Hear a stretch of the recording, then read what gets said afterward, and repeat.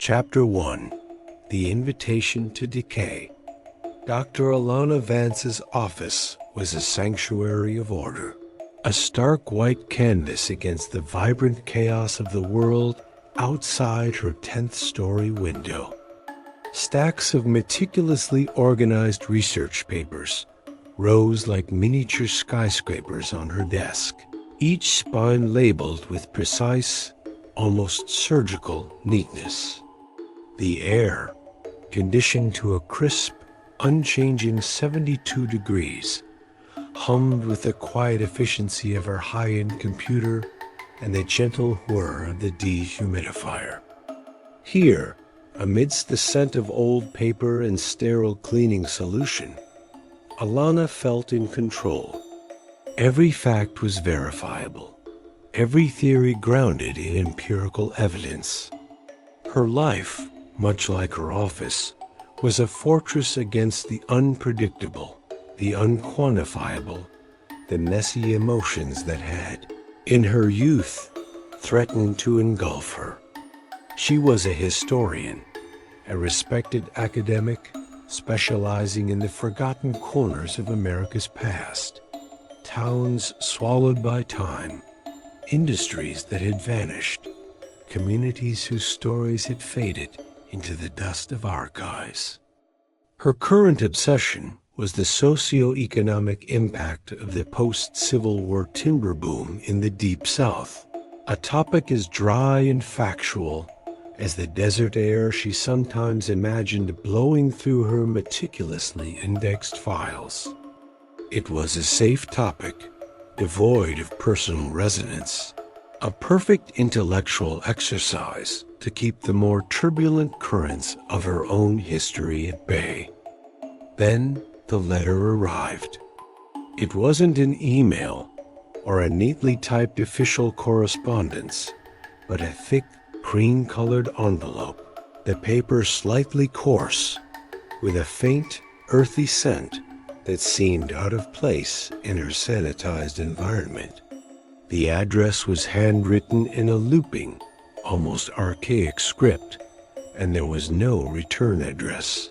Only a Louisiana postmark, faded and indistinct. Alana, a creature of habit and precision, found its very existence an anomaly. She usually discarded unsolicited mail without a second glance, but something about this one, perhaps its sheer anachronism, compelled her to open it.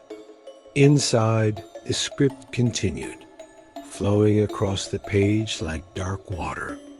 It spoke of Belle Reve, a town she'd never heard of, nestled deep within the Louisiana Bayou. It painted a picture of a place once vibrant, now forgotten. Its history rich with untold stories, its very air thick with secrets.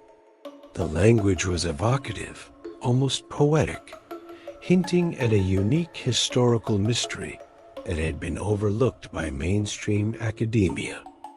It spoke of a past so profound, so deeply etched into the landscape, that it defied conventional understanding. And then, subtly, almost as an afterthought, it mentioned whispers of a lingering presence, of a past that refused to die.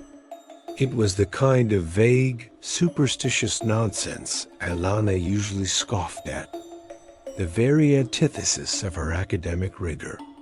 Yet a tiny, almost imperceptible tremor ran through her. The letter, despite its fantastical undertones, had managed to prick her intellectual curiosity, hinting at a historical narrative so compelling it might justify a deviation from her carefully planned research schedule. Subconsciously, there was another pull, a need to escape the quiet hum of her own predictable existence, a yearning for something more. Her life, for all its order, had begun to feel stagnant, a perfectly preserved specimen under glass. The idea of a forgotten town, a place where history wasn't just recorded but felt, stirred a dormant adventurous spirit she rarely acknowledged. It was a dangerous thought, a crack in the carefully constructed facade of her rational world. But the allure of the unknown, the promise of a truly unique historical discovery, was too strong to resist. She told herself it was purely academic, a chance to unearth a truly overlooked narrative. The truth, buried deeper than any historical document, was that she was seeking a distraction, a profound disruption to the quietude that had become both her comfort and her cage. The journey to Belle Reve was a descent into another world. The interstate highways, with their predictable exits and familiar chain restaurants, gradually gave way to state routes and county roads, and finally to narrow, unpaved tracks that snaked through dense, oppressive foliage. The air grew heavier, thick with humidity and the cloying scent of decaying vegetation and stagnant water. The sunlight, once bright and direct, became filtered and diffused, struggling to penetrate the canopy of ancient cypress trees draped with Spanish moss, creating an eternal twilight. The world outside her car windows transformed from the familiar into something primeval, a landscape that felt alive and watchful. The GPS signal flickered, then died, leaving her to navigate by instinct and the increasingly faint, hand-drawn map that had accompanied the anonymous letter. Each mile deepened the sense of isolation, of leaving civilization behind. The occasional dilapidated shack, half swallowed by kudzu, served as a stark reminder of human attempts to tame this wild, indifferent land and their ultimate failure. When she finally arrived, Belle Reve wasn't a town so much as a collection of crumbling structures swallowed by the encroaching swamp. The oppressive silence was the first thing that struck her, broken only by the distant croaking of frogs and the buzz of unseen insects. The air was thick, not just with humidity, but with a palpable sense of decay, of something old and dying. Buildings leaned precariously, their windows like vacant eyes staring out at a world that had forgotten them.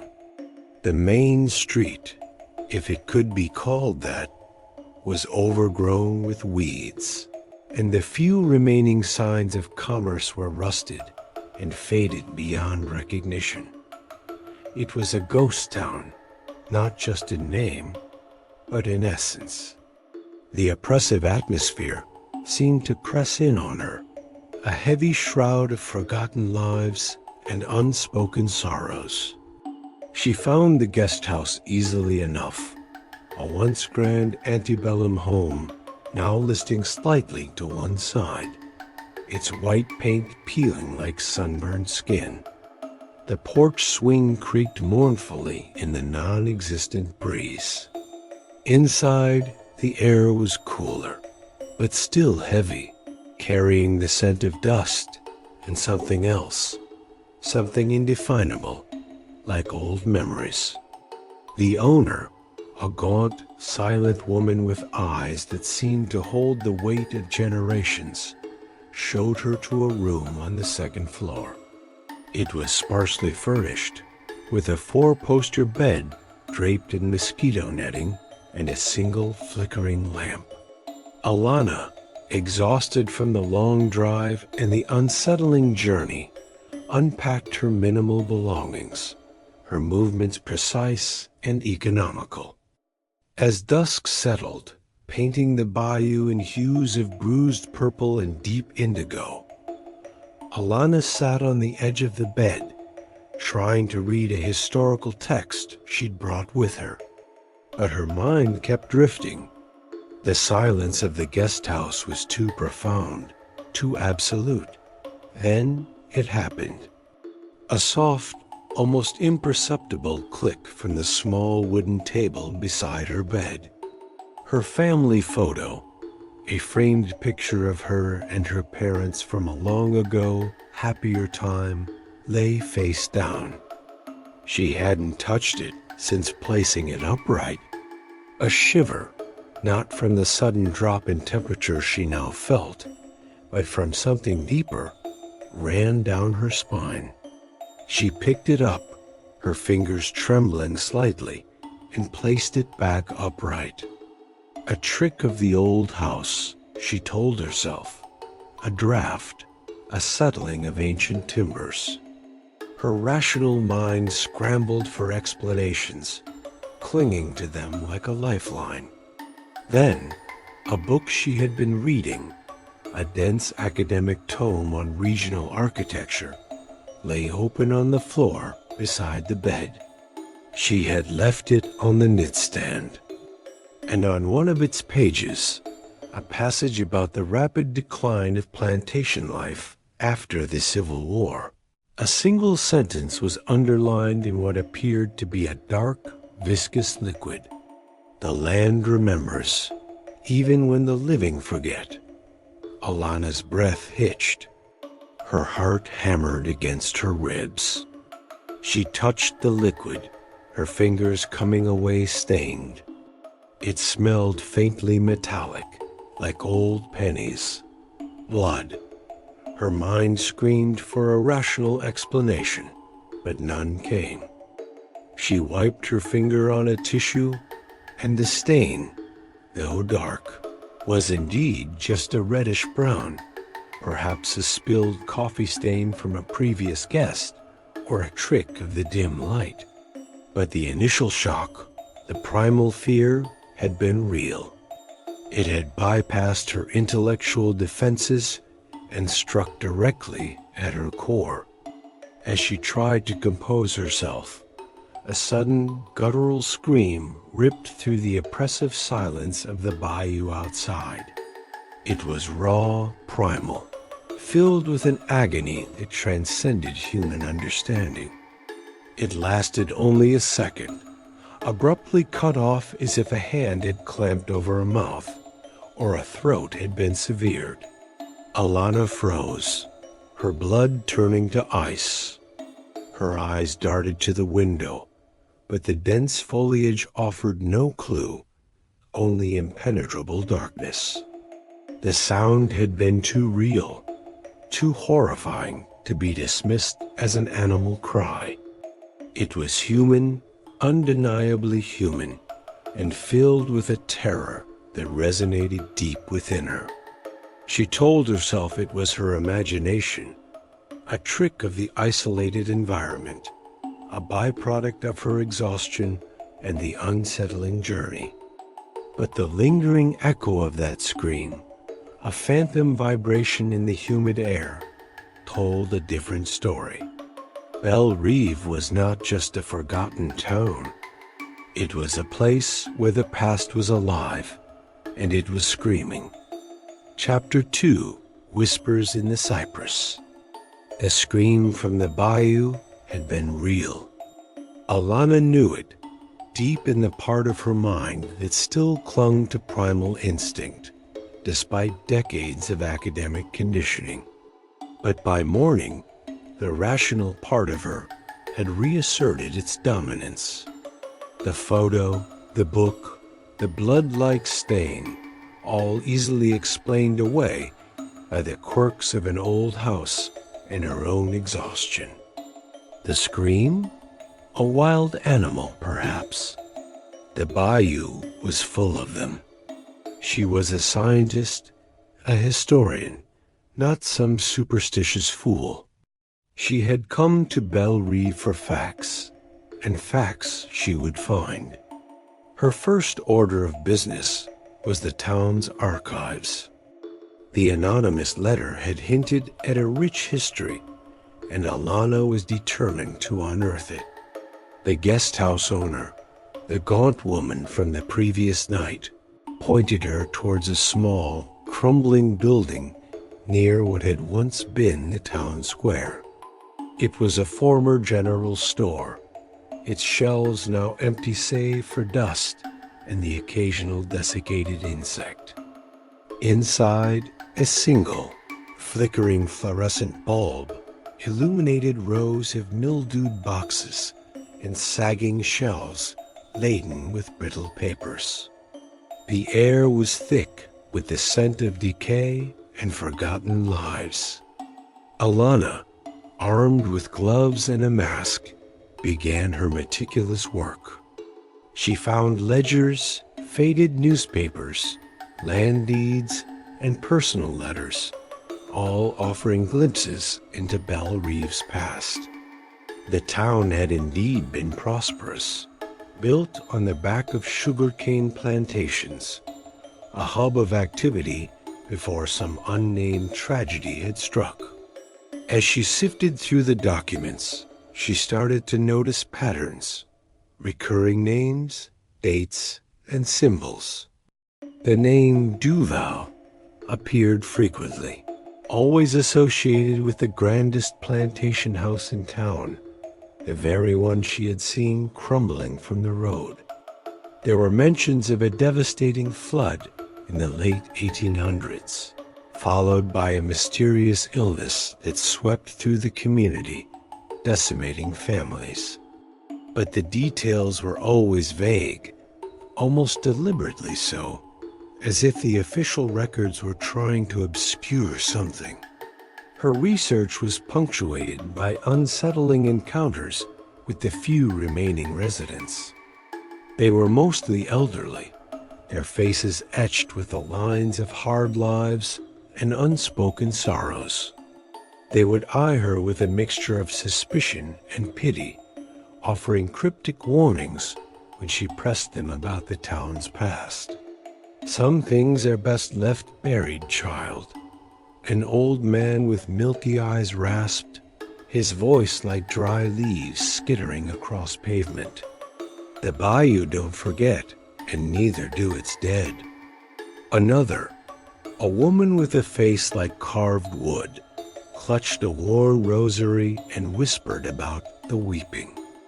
Alana dismissed their superstitions as the ramblings of isolated, uneducated folk, but their collective wariness, their shared, unspoken dread, began to chip away at her resolve. As the days turned into a week, the subtle paranormal occurrences from her guesthouse room intensified. She would return to find her research notes scattered, or a specific page she had been studying torn. Doors would creak open and shut when there was no breeze. The faint, disembodied voices she'd heard before were now clearer, though still indistinct, like a chorus of mournful sighs carried on the humid air. She'd rationalize them as the sounds of an old building settling, or the wind playing tricks. But the rationalizations felt increasingly hollow, even to her. One sweltering afternoon, deep in the archives, Alana unearthed a small leather-bound journal, its pages water-stained and fragile. It belonged to a young woman named Genevieve Duval, dated from the late 1800s. Genevieve's elegant script detailed the daily life on the Duval plantation, her hopes, her dreams, and her secret love for a man named Antoine, a field hand. But then the entries shifted, becoming frantic, filled with fear and despair. She wrote of the rising waters, the sickness, and the sudden, inexplicable deaths. And then a chilling entry. "They are here. They walk among us. Antoine, he is gone. They took him." Beneath this entry, tucked between the brittle pages, was a faded daguerreotype. It showed Genevieve, beautiful and defiant, standing beside a tall, kind-faced man, Antoine. But as Alana held the photograph, a faint, translucent hand seemed to materialize over Antoine's face, its fingers long and skeletal, obscuring his features. Alana gasped, dropping the photo. It clattered to the dusty floor. She stared at it, her heart pounding. The hand was gone. Just the faded image of a young couple. Her mind raced, searching for an explanation. A trick of the light? A smudge on the old glass? She picked it up again, her hands trembling. Nothing, just the photo. But the seed of doubt, planted in Chapter 1, had now taken root and begun to sprout. The rational explanations were failing her. The Bayou was not just a place of forgotten history. It was a place of active, malevolent memory. And as she packed up her findings for the day, a chilling thought solidified in her mind. The warnings from the locals weren't just superstitions. They were desperate pleas. And someone, or something, was silencing those who spoke too freely. That evening, as the last sliver of sun dipped below the cypress trees, casting long skeletal shadows across the town, Alana heard a commotion outside her guest house. Shouts, then the wail of a woman. She rushed to her window, peering through the mosquito netting. A small crowd had gathered near the old general store, the very building that housed the archives. A few figures were huddled over something on the ground. As she strained to see, the gaunt guesthouse owner appeared beside her, her face ashen. "Old Man Tiber," she whispered, her voice barely audible. "Found him. In the archives. His neck twisted, like a rag doll. Old Man Tiber, the one who had warned her, 'The Bayou don't forget, and neither do its dead.'" A cold dread, far more profound than any she had felt before, settled over Alana. This wasn't a trick of the light or an overactive imagination. This was real, and it was happening because of her. She had disturbed the Bayou's slumber, and now it was waking up. The peril she was in was no longer theoretical. It was tangible, deadly, and it had just claimed its first victim. The whispers in the cypress were growing louder, and they were no longer just mournful. They were hungry. Chapter 3. The Plantation's Grasp. The Death of Old Man. Tiber shattered Alana's carefully constructed world of rational explanations. The police, a single weary sheriff from the nearest town 20 miles away, had dismissed it as an accident, a fall in the dark. But Alana knew. The way his neck had been twisted, the look of sheer terror frozen on his face. It wasn't an accident. It was a warning. And it was meant for her. Sleep offered no escape.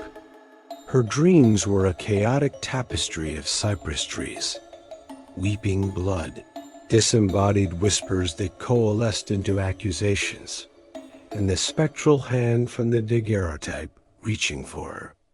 She woke each morning with a jolt, the humid air of her guesthouse room feeling heavy, suffocating. The guesthouse owner, Mrs. Dubois, moved with a new, almost frantic energy, her eyes darting nervously, her whispers about the weeping, now laced with genuine fear.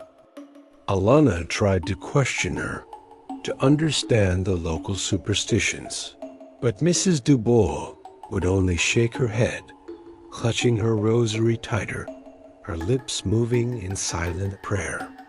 driven by a desperate need for answers and a burgeoning sense of guilt for having disturbed the town's fragile peace. Alana turned her attention to the Belle Rive plantation house. The Journal of Genevieve Duval had made it clear. The house was the epicenter of the tragedy, the heart of the haunting.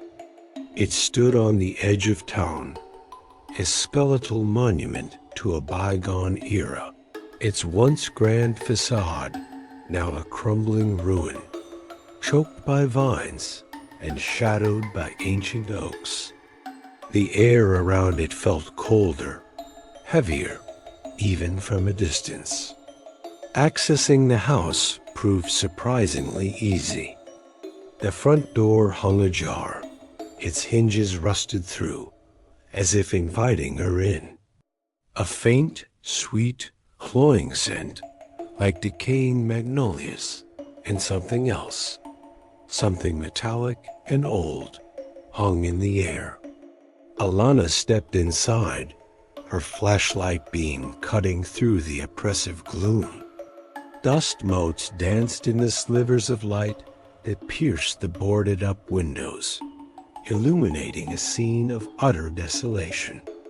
Furniture lay overturned, draped in white sheets that looked like ghostly figures.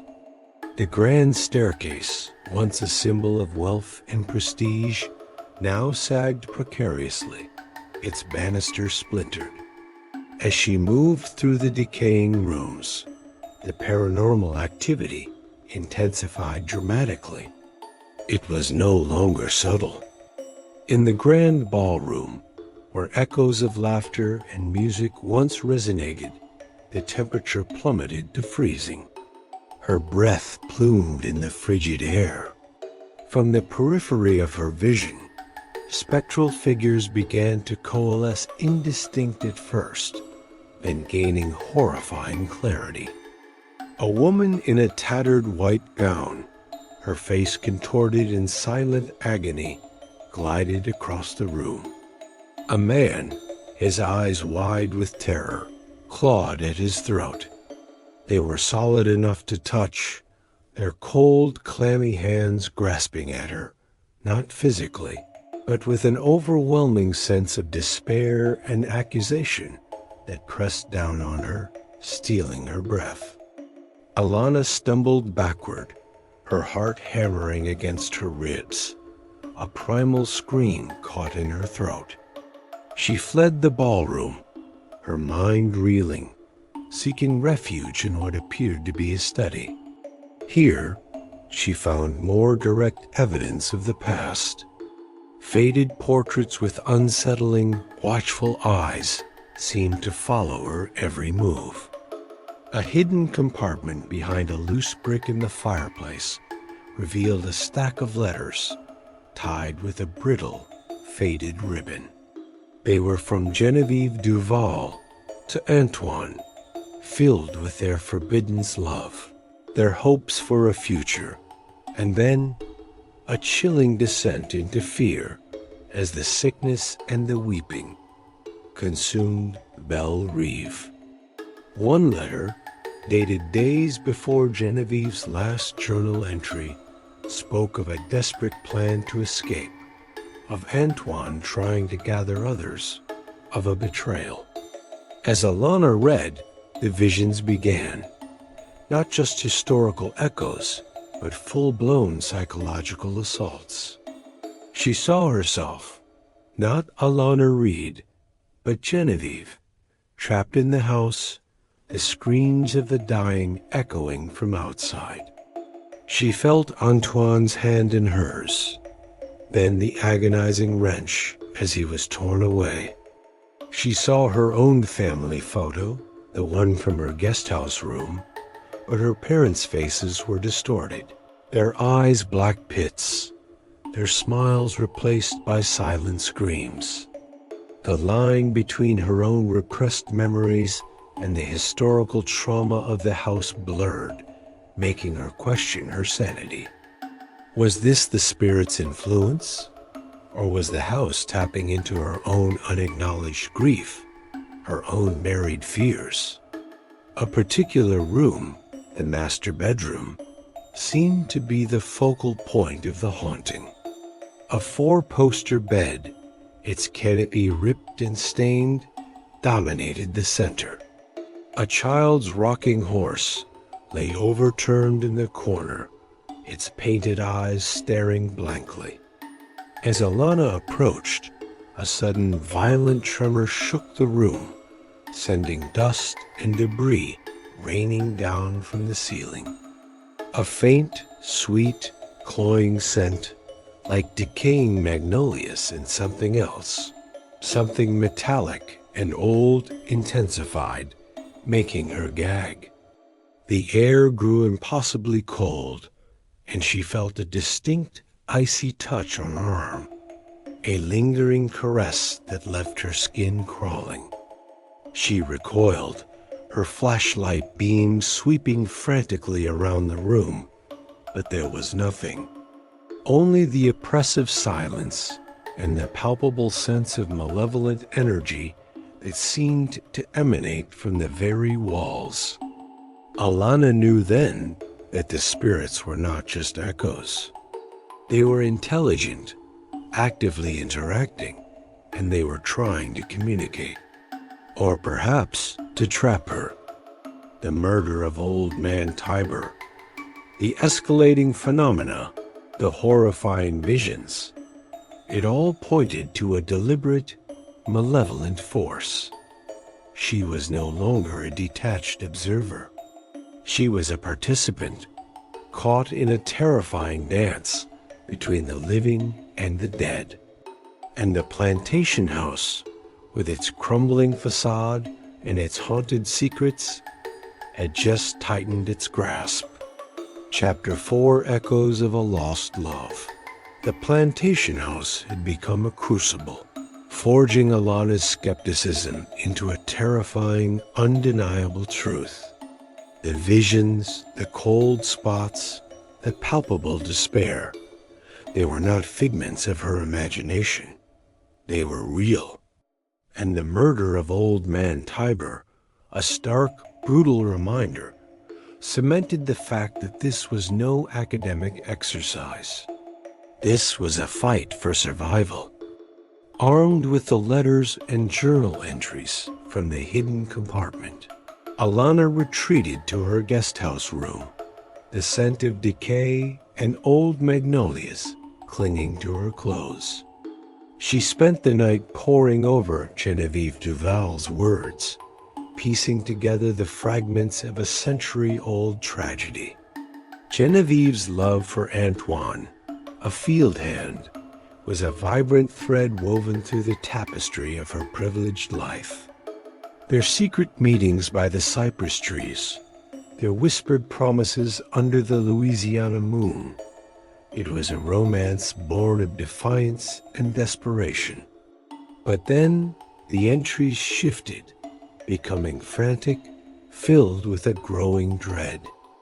The sickness that swept through Belle Reve wasn't just a natural epidemic. It was a curse, a slow, agonizing death that targeted those who dared to defy the established order. And Antoine, Genevieve's beloved, had been one of the first to fall, not to illness, but to a brutal, orchestrated accident designed to send a message. As Alana read, she felt an unexpected, profound connection to Genevieve. The historian, who had always maintained a detached, objective distance from her subjects, found herself weeping for a woman dead for over a century. Genevieve's grief, her helplessness, her burning desire for justice, it resonated with a deep, unacknowledged sorrow within Alana.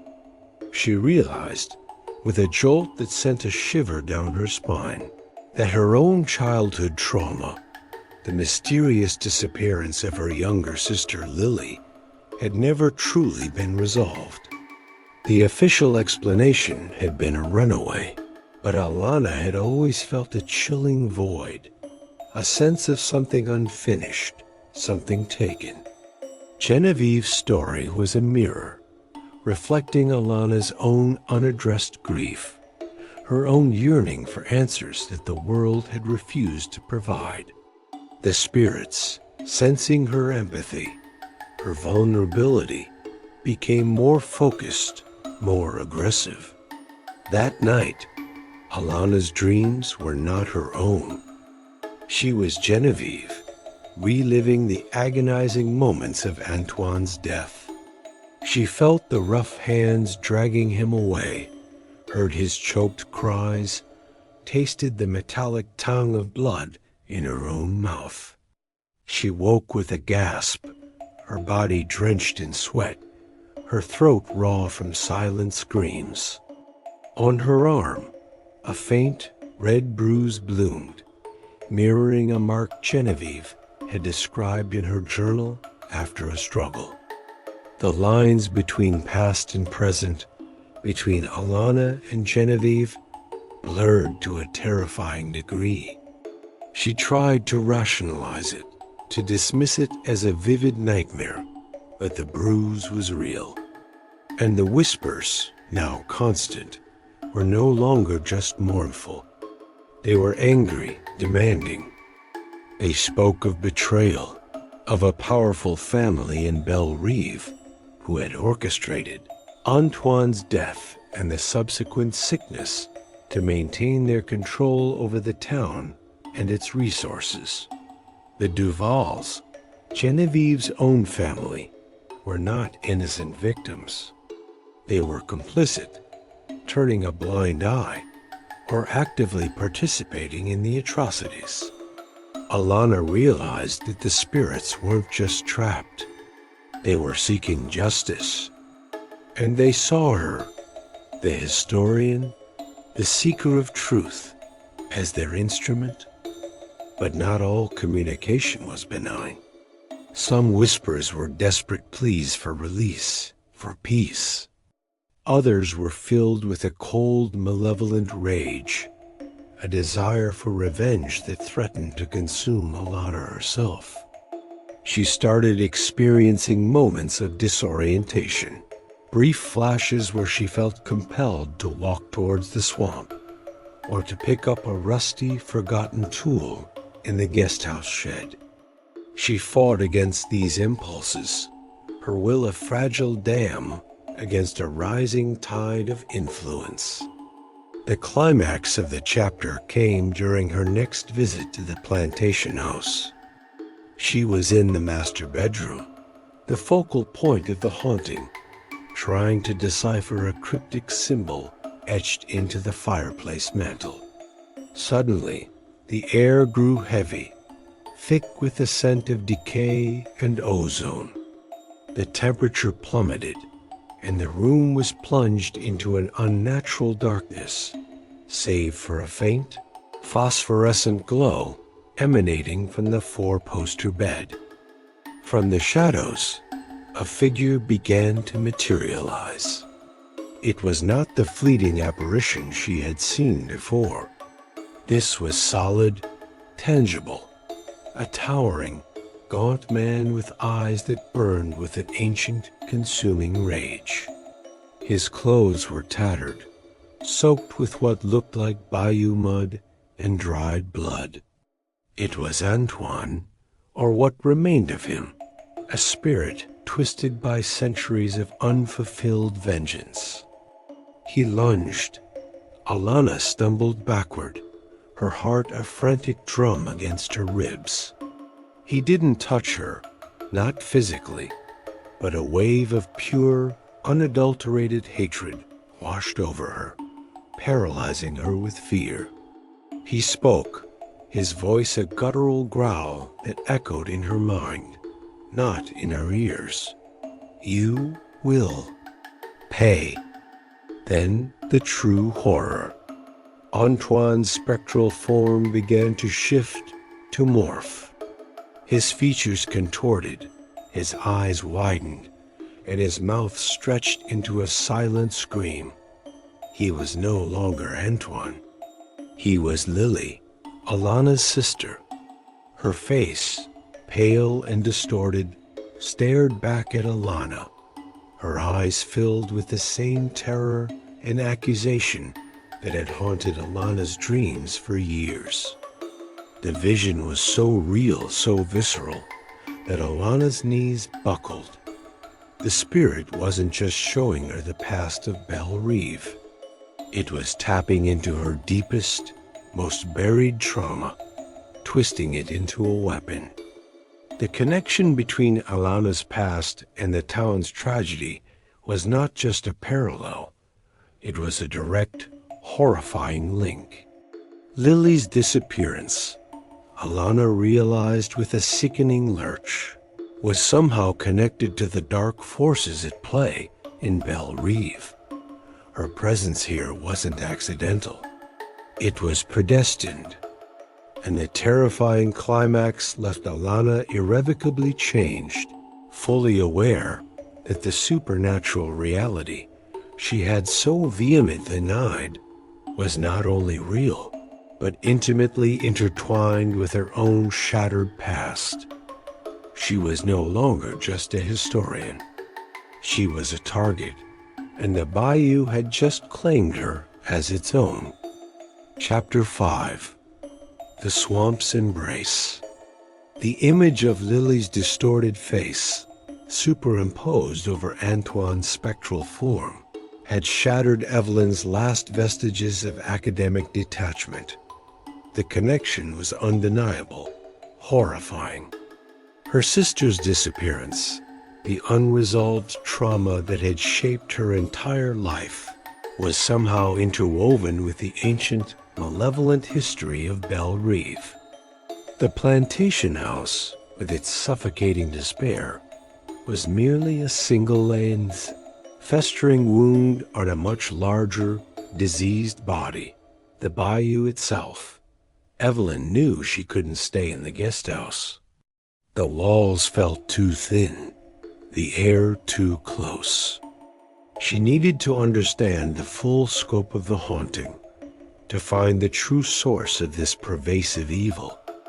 Her research had hinted at a tragedy far grander than the Duval family's demise, a suffering that had seeped into the very soil and water of the region.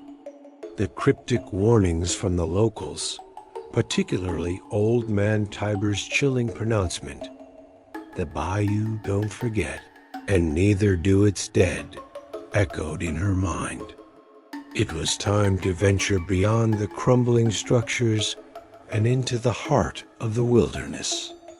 She packed a small bag with essentials, a compass, a map she'd salvaged from the archives, a first aid kit, and a powerful flashlight. The guest house owner, Mrs. Dubois, watched her with wide, fearful eyes.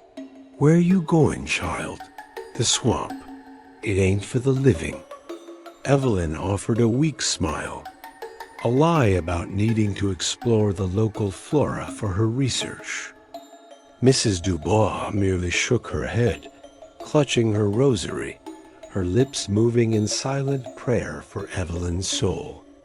The Bayou swallowed her whole. The oppressive humidity was a physical weight, pressing down on her, making every breath a struggle.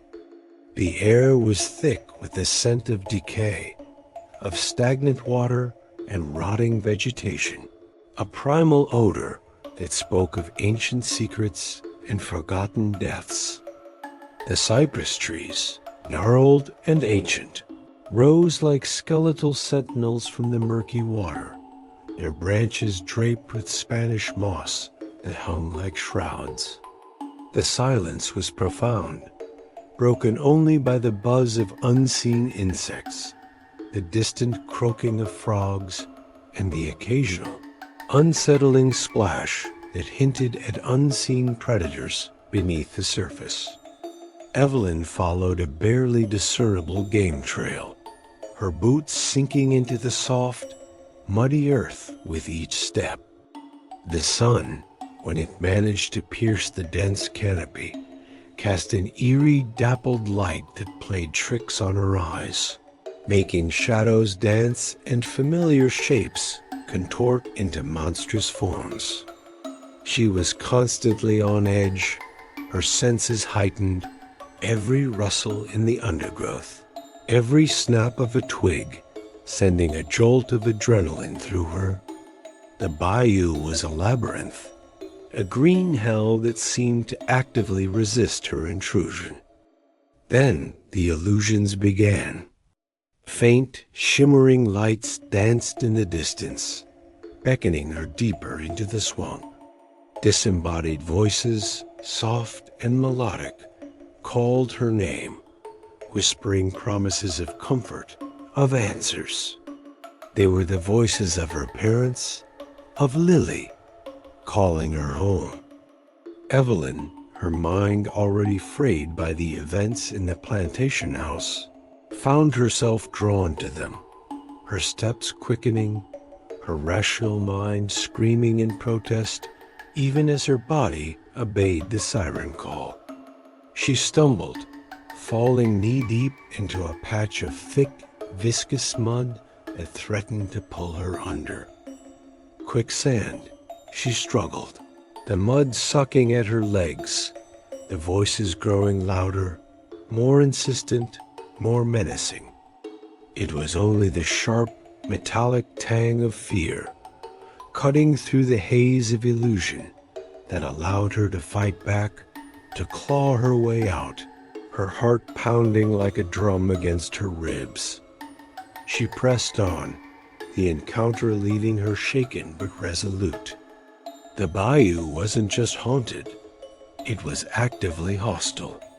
She consulted her salvaged map, trying to orient herself, but the landmarks seemed to shift, the waterways to twist and turn in impossible ways. She was lost, truly lost, in a wilderness that wanted her dead. Hours later, as the sun began its slow descent, painting the sky in bruised purples and oranges, Evelyn stumbled upon it. A clearing unnaturally quiet, surrounded by the tallest, most ancient cypress trees she had ever seen. In the center, partially submerged in the murky water, was a mass grave. Skeletal remains, bleached white by time and water, were partially exposed, their empty eye sockets staring up at the darkening sky. The ground around it wept, not water, but a dark, viscous liquid that smelled of decay and something else, something profoundly evil. This was it, the site of the larger tragedy. A forgotten massacre, perhaps, or a mass burial during the mysterious epidemic Genevieve had written about. The sheer scale of the suffering, the countless lives lost and unmourned, was overwhelming. It was a place of pure, unadulterated despair, a wound in the earth that refused to heal. As Evelyn stood there, paralyzed by the horror, a rustle in the dense foliage behind her. She spun around, her flashlight beam cutting through the gloom. A figure emerged, tall and gaunt, his face obscured by the shadows of his wide-brimmed hat. It was Mr. Silas, one of the few locals she had managed to speak with, a man who had offered her cryptic warnings about the bayou's secrets. He carried a long, gnarled walking stick, its tip adorned with what looked like dried animal bones. "You shouldn't be here, Dr. Reed." His voice was a low, gravelly whisper, devoid of its usual weariness, replaced by something cold and ancient. Some things are best left undisturbed. Before Evelyn could respond, a sudden, violent splash erupted from the murky water beside Mr. Silas. A dark, unseen force erupted from the depths, coiling around his legs. He cried out, a strangled gasp, as he was dragged under the surface with terrifying speed. His wide-brimmed hat floated for a moment, then slowly sank, leaving only ripples on the dark water. The screams were abruptly silenced, swallowed by the oppressive silence of the bayou. Evelyn stood frozen, her flashlight beam fixed on the spot where Mr. Silas had vanished. The bayou had claimed another victim, and she was alone, completely, terrifyingly alone in the heart of a wilderness that was not just haunted, but actively predatory. The whispers in the cypress were no longer just mournful or hungry. They were triumphant. And Evelyn knew, with a chilling certainty, that she was next. The bayou's embrace was tightening, and there was no escape. Her psychological state, already teetering on the brink, plunged into a terrifying abyss of despair. The sheer scale of the supernatural presence, the realization that she was deeply entangled in a spiritual conflict far older and more powerful than she initially imagined, threatened to consume her entirely. She was no longer just a historian. She was prey, and the hunt had just begun. Chapter 6. The Living and the Dead. The image of Mr. Silas being dragged into the murky depths of the bayou was seared into Evelyn's mind, a horrifying tableau that eclipsed even the spectral visions of the plantation house. His death was not a warning. It was a declaration. The bayou was alive, and it was hunting. Her academic detachment, her scientific skepticism, had been utterly annihilated. She was no longer an observer. She was a participant, a target in a game she barely understood. She stumbled back towards Belle Reeve, the dense foliage of the swamp seeming to press in on her, every shadow a potential threat. The familiar path back to the guest house felt alien, treacherous. The croaking of frogs, once a mundane background noise, now sounded like mocking laughter. She reached the guest house just as dawn was breaking, her clothes torn, mud-caked, and her mind a chaotic storm of fear and a desperate need for answers. Mrs. Dubois met her at the door, her face a mask of concern. "Child, where have you been?" "I feared the bayou had claimed you." Evelyn, too exhausted to lie, simply shook her head. "Mr. Silas?" "He's gone. Something in the swamp, it took him." Mrs. Dubois's eyes widened, and she made the sign of the cross, muttering a prayer. The weeping. "It grows stronger. You stirred it, child. You stirred the old spirits." Evelyn realized then that her initial assessment of the locals had been flawed. They weren't just superstitious. They were survivors, living in a delicate, precarious balance with the unseen forces of the bayou. She needed their knowledge, their understanding of this terrifying world. She spent the next few days seeking out the remaining residents, not as a historian seeking facts, but as a desperate woman seeking truth. Their reactions were varied and complex. Some, like Mrs. Dubois, offered cryptic advice, speaking in hushed tones of rituals and appeasements, of the importance of respecting the land and its ancient inhabitants. Others, their eyes filled with a deep, abiding fear, refused to speak, turning away from her as if she carried a contagion. A few, however, seemed to hold a deeper, more unsettling knowledge. She found him in a ramshackle shack on the outskirts of town, surrounded by strange talismans and dried herbs. His name was Jeremiah, a man whose eyes held the wisdom of generations and a chilling understanding of the Bayou's dark heart. He was a practitioner of local folk magic, a keeper of the old ways.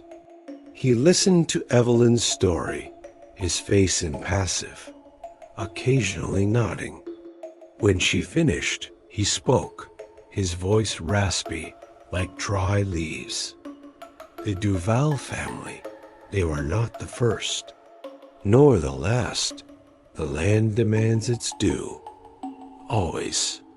Jeremiah revealed the true, horrifying history of Belle Reve.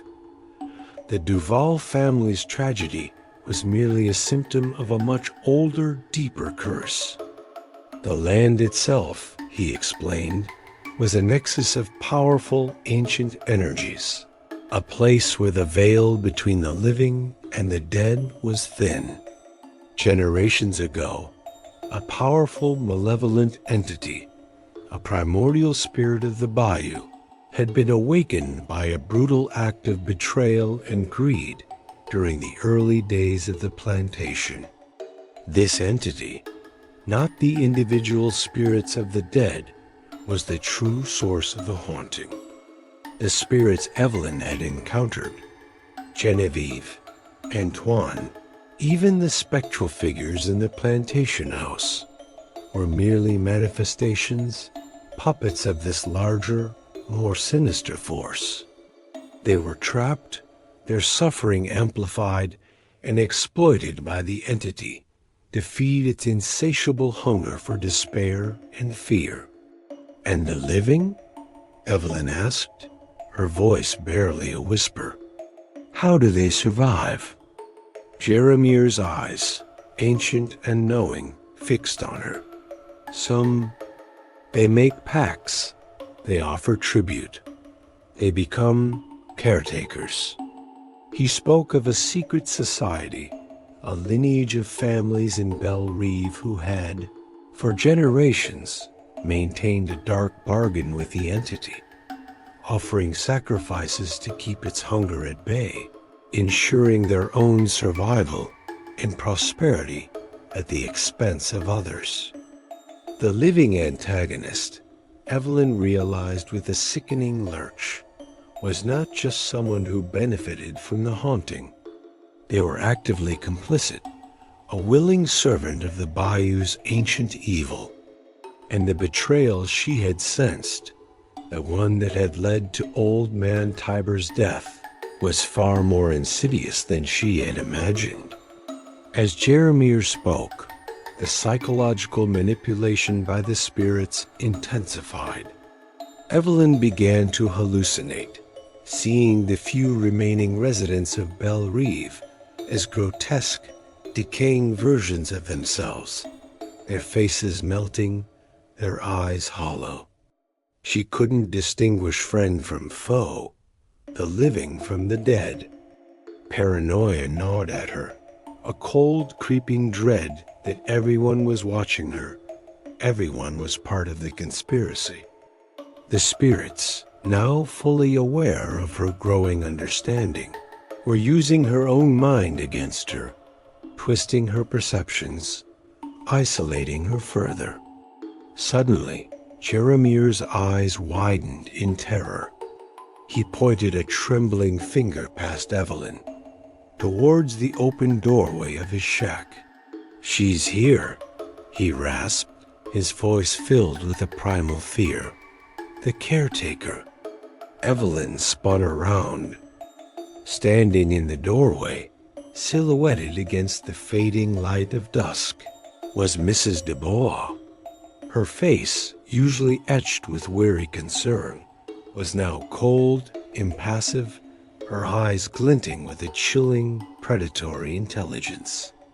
In her hand, she held a long, rusted machete, its blade glinting ominously. The rosary she always clutched was gone. "You talk too much, Jeremiah," Mrs. Dubois said, her voice devoid of its usual tremor. Now a low, guttural growl that sent shivers down Evelyn's spine. Some secrets are meant to stay buried. Before Evelyn could react, Mrs. Dubois lunged. Jeremiah, old and frail, barely had time to cry out before the machete swung, a brutal, sickening thud echoing in the small shack. He fell, a dark stain spreading rapidly across his chest. Mrs. Dubois turned to Evelyn, her eyes burning with a chilling fanaticism. "The Bayou demands its due, Dr. Reed. And you are the perfect offering." The betrayal was devastating. Mrs. Dubois, the seemingly kind, superstitious guesthouse owner, was the living antagonist, the caretaker, a willing participant in the Bayou's dark rituals. Jeremiah's brutal murder, a direct result of Evelyn's desperate search for truth, served as a horrifying warning. Evelyn was no longer just a target. She was a sacrifice. Isolated, betrayed, and facing both the ancient malevolence of the Bayou and the chilling fanaticism of its living servant, Evelyn knew, with a terrifying certainty, that her time in Belle Reve was running out. The lines between the living and the dead had blurred completely, and she was caught in the middle. A lamb led to slaughter. Chapter 7. The Reckoning. Jeremiah's dying gasp, the chilling glint of Mrs. Dubois's machete, and the cold, fanatical gleam in her eyes had ripped away Evelyn's last shred of hope. Trapped in the shack with the body of the man who had tried to help her, Evelyn knew she had to act. There was no escape, no rational explanation left to cling to. The Bayou, with its ancient malevolence and its living servants, had finally cornered her. But in that moment of absolute despair, a flicker of defiance ignited within her. She was no longer just a historian, a victim. She was Lily's sister, a survivor, and she would not go down without a fight. She scrambled away from Mrs. Dubois, her eyes darting around the cluttered shack.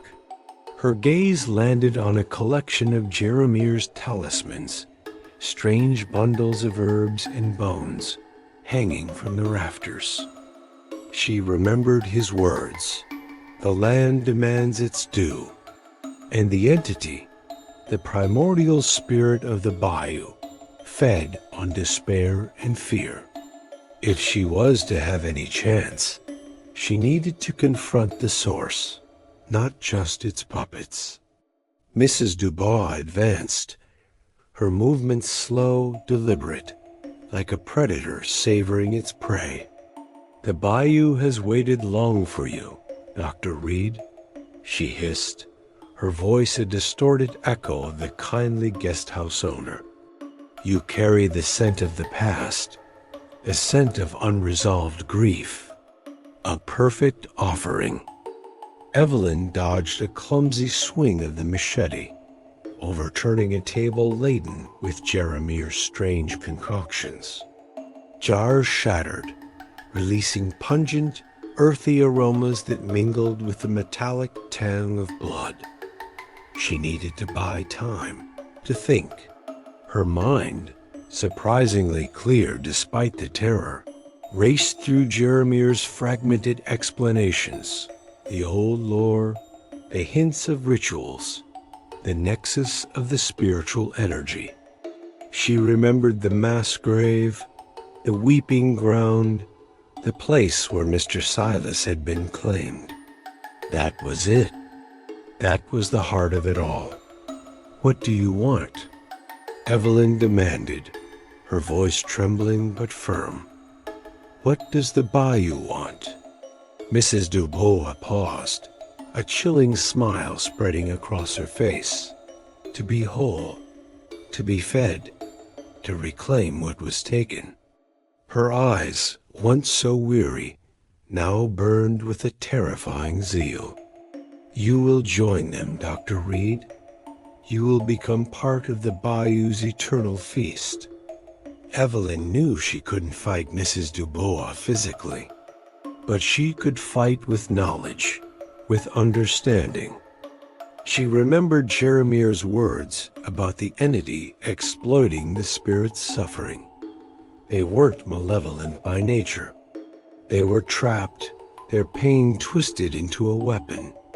If she could free them, perhaps she could weaken the entity. It was a desperate gamble, but her only one. She bolted from the shack, Mrs. Dubois's enraged roar echoing behind her. The Bayou, now fully awake, seemed to conspire against her. Roots snaked across her path. Spanish moss brushed against her face like skeletal fingers, and the whispers in the cypress intensified, a cacophony of agony and accusation. But amidst the torment, she heard other voices, faint and pleading, the voices of Genevieve and Antoine, of countless others lost to the Bayou's hunger. They were trapped, and they were calling for release.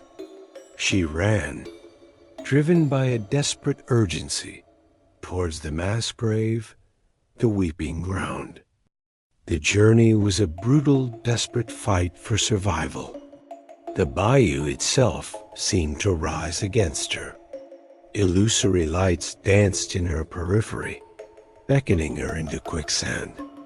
Spectral figures, more solid and terrifying than ever, lunged from the shadows, their cold hands grasping at her, trying to drag her down. She felt the weight of their despair, their anger, their unfulfilled lives pressing in on her, threatening to crush her sanity. Her own repressed trauma, the image of Lily's distorted face, flashed before her eyes, a monstrous manifestation of her grief and guilt, actively trying to consume her. It was a literal struggle against her past, against the shadow figure that embodied her deepest fears. She stumbled, fell, but forced herself back up, driven by a fierce, primal will to survive, to understand, to make sense of the horror. Finally, she reached the clearing. The mass grave, a gaping maw in the earth, seemed to pulse with a dark, malevolent energy. Mrs. Dubois, her machete glinting in the faint moonlight, emerged from the trees, her face contorted with fanatical rage. "You cannot escape, Dr. Reed. The Bayou claims its own." Evelyn stood at the edge of the grave, her breath ragged, her body screaming in protest. She looked at Mrs. Dubois, then at the weeping ground, and a terrible realization dawned on her. The entity wasn't just feeding on the spirits. It was feeding on the living, on their fear, their greed, their willingness to sacrifice others. Mrs. Dubois was not just a servant. She was a conduit, a willing participant in the cycle of suffering. "You're wrong," Evelyn gasped, her voice hoarse. "The Bayou doesn't want offerings. It wants peace. It wants release." Mrs. Dubois laughed, a harsh, guttural sound.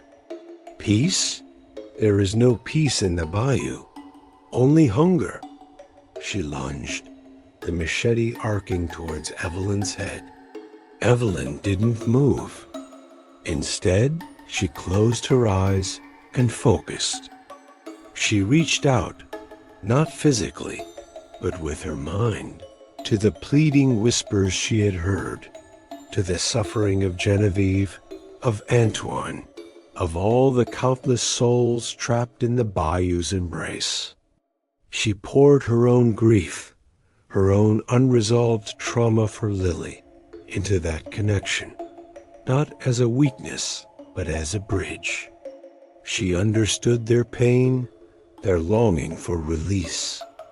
She understood Lily's pain, and in that moment, the lines between her and the spirits blurred completely. She was not just Evelyn. She was a vessel for their collective agony, their desperate hope. As Mrs. DeBoz's machete descended, a blinding flash of light erupted from the mass grave. The ground beneath Evelyn's feet trembled violently. The spectral figures of Genevieve and Antoine, now clear and radiant, rose from the depths, their faces filled not with despair, but with a profound, ethereal calm. They were joined by countless other spirits, a shimmering, silent army of the dead, their eyes fixed on Mrs. Dubois. The malevolent entity, sensing its prey slipping away, roared, a sound that ripped through the very fabric of reality, shaking the trees, churning the murky water. Mrs. Dubois screamed, a sound of pure, unadulterated terror as the spirits surged towards her. They didn't touch her, but their collective presence, their ancient suffering, their desperate need for justice, overwhelmed her. Her eyes rolled back in her head, and she collapsed, the machete clattering to the ground. Her body convulsed, her skin turning a sickly gray, her features twisting into a grotesque mask of agony. The entity, deprived of its conduit, thrashed violently, a dark, formless mass rising from the grave, its tendrils reaching, grasping, but unable to hold on. Evelyn, still connected to the spirits, felt a profound sense of release, a wave of peace washing over her. The spectral army, their purpose fulfilled, began to fade, their forms dissolving into shimmering motes of light that drifted upwards towards the stars. Genevieve and Antoine lingered for a moment, their eyes meeting Evelyn's, a silent message of gratitude passing between them before they, too, dissolved into the night. The mass grave, though still a scar on the land, no longer wept. The air, though still humid, felt lighter, cleaner. Evelyn had not banished the entity. She had merely severed its connection to its fuel, to the unresolved suffering of the dead and the living. The sacrifice she made was not physical, but emotional. She had opened herself completely to the pain of others, to the trauma of her own past, and in doing so, had found a fragile peace, a temporary reprieve. She was physically and mentally scarred, but she had survived. The Bayou still held its secrets, its dangers, but for now, the reckoning was over. She had pushed herself to her absolute limits and emerged, irrevocably changed, from the heart of the Bayou's darkness. Chapter 8. The Lingering Echoes. Evelyn left Belle Reve under the cover of a pre-dawn mist, the oppressive humidity still clinging to her skin. But the air felt different now, lighter, less burdened. Mrs. Dubois's guest house was silent, the sheriff having taken her away in the dead of night, muttering about a psychotic break. Evelyn knew better. She knew the truth of the Bayou, a truth that had etched itself onto her soul, leaving an indelible mark far deeper than any physical scar. She was no longer the skeptical, emotionally detached historian who had arrived in Belle Reve. The meticulously organized files in her urban office, the sterile hum of her computer, they felt like relics from another lifetime. Her understanding of the world had expanded, shattered, and then reassembled to include the supernatural, the unseen, the profound interconnectedness of history, trauma, and the spiritual realm. Her own past trauma, the gaping wound of Lily's disappearance, had been confronted in the most visceral way imaginable. It wasn't healed, not entirely, but it was acknowledged, brought into the light, and in that acknowledgement, there was a fragile, nascent sense of peace. Back in her city apartment, the silence was deafening, a stark contrast to the constant, subtle symphony of the Bayou. She tried to resume her old life, to immerse herself in her research, but the words on the page seemed flat, lifeless. The academic theories, once so compelling, now felt like flimsy constructs against the raw, terrifying reality she had witnessed. She found herself more sensitive to the unseen, to the subtle shifts in atmosphere, to the whispers that seemed to ride on the wind, even in the heart of the bustling city. The lingering echoes of Belle Reve were more than just subtle whispers. They were a constant, unsettling presence in her new life. She experienced vivid waking nightmares that felt indistinguishable from reality. The spectral figures of Genevieve and Antoine, no longer tormented, sometimes appeared at the periphery of her vision, silent guardians or perhaps silent reminders. She would wake in a cold sweat, convinced she could still smell the decaying magnolias and stagnant water, or hear the distant croaking of frogs. She found herself drawn to stories of other forgotten places, of unexplained phenomena, not with academic curiosity, but with a profound, almost desperate need to understand. Her research shifted, subtly at first, then overtly. She began to explore the intersection of history and the paranormal, delving into folklore, local legends, and eyewitness accounts that her former self would have dismissed as mere superstition. Her colleagues, if they noticed the change, attributed it to a new, eccentric phase in her research.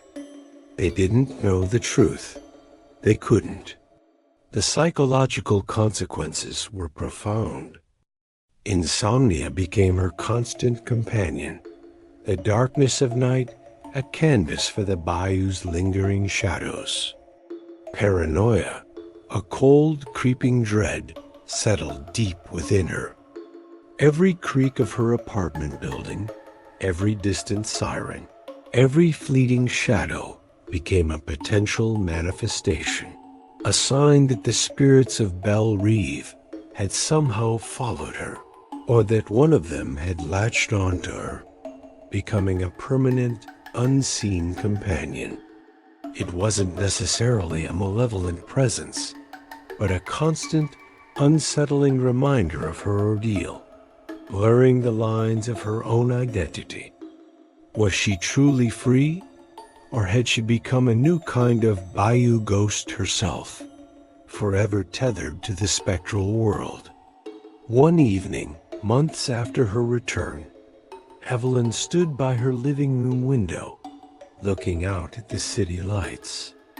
The familiar urban sprawl offered no comfort, only a stark reminder of the world she no longer fully belonged to. A faint, chilling sound, carried on a gust of wind that seemed to defy the city's concrete canyons, reached her ears. It was the distinct, mournful wail of a lost soul, a sound she had come to associate with the deepest, darkest parts of the bayou. She closed her eyes, a shiver running down her spine. When she opened them, she caught a fleeting glimpse of a reflection in the glass, a spectral figure, indistinct but undeniably present, standing directly behind her. It was gone in an instant, a trick of the light, a figment of her exhausted mind. She told herself that. But the cold spot that lingered, the faint scent of decaying magnolias that now permeated her apartment, told a different story. The haunting was far from over. Evelyn knew it.